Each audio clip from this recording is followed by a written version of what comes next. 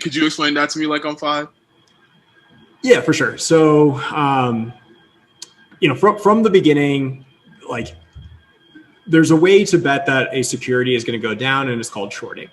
And so the way that shorting works is a person says, hey, can I borrow the security? They borrow it from someone, they then sell it. And so without actually owning the security, but just borrowing it, they sell it. And then at a later time, they have to buy it back and return it to whoever they borrowed it from.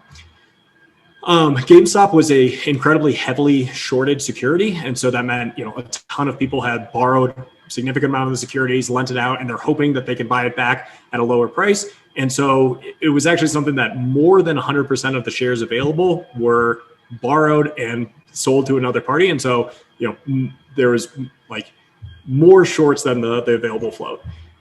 Reddit, GameStop, they sort of honed in on this and said, hey, one, we think that this company might be worth more than it's trading for. Two, if this security goes up, the people who are short start losing money, and there's a chance that they lose so much money that they have to cover their position, and them covering their position to stop the losses involves them buying the security to hand it back to the person that they borrowed it from. And so it's a weird scenario where people who are betting, it's called a short squeeze. People who are betting that the security is going to go down, who once the security goes down, due to the dynamics, actually becomes a buyer of the security, which forces the price even higher. So it's this, sort of weird market dynamics where a short squeeze is when people who want the security to go down are forced into being buyers, and as a result, drive the price even higher. So that's what happened. Reddit was on this. It was, driving the price higher and higher. And the people on the other side of the trades were primarily major hedge funds. And so, Melvin Capital is the sort of notorious name in there. But Melvin Capital was betting, short the security, losing incredible amounts of money as the price went up. So that's the dynamics that sort of set up everything. And, GameStop went from a $5, $10 security all the way up to $300, $400 security, a market cap of less than $1 billion up to $20 billion. And then ultimately what happened is it has to get into sort of the plumbing of the back end, how trades are settled and cleared. There's a central party called the DTC, which clears all trades. There's a group outside of that called clearing houses, which are sort of, there's maybe 150 of them. And then there's brokerage firms outside of that, which may be, 4,000 brokerage firms. And then all the customers are outside of that. So you have almost these concentric circles.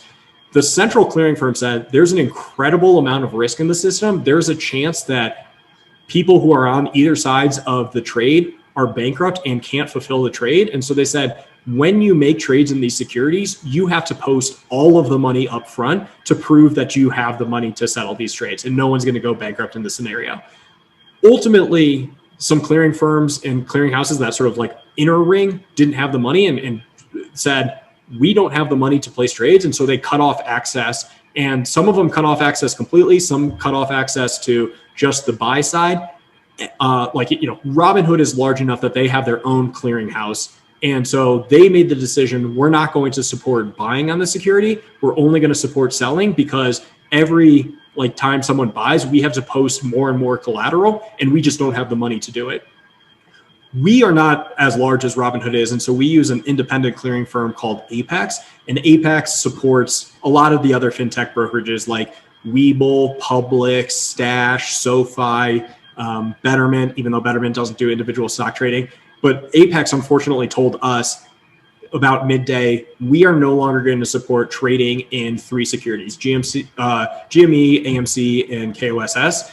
And so we put out a release to our user base that unfortunately, as a result of M1 getting our access cut off, we're going to have to cut off access for you all. And so, unfortunately, we were similarly forced into the scenario, but it spilled over onto our customers.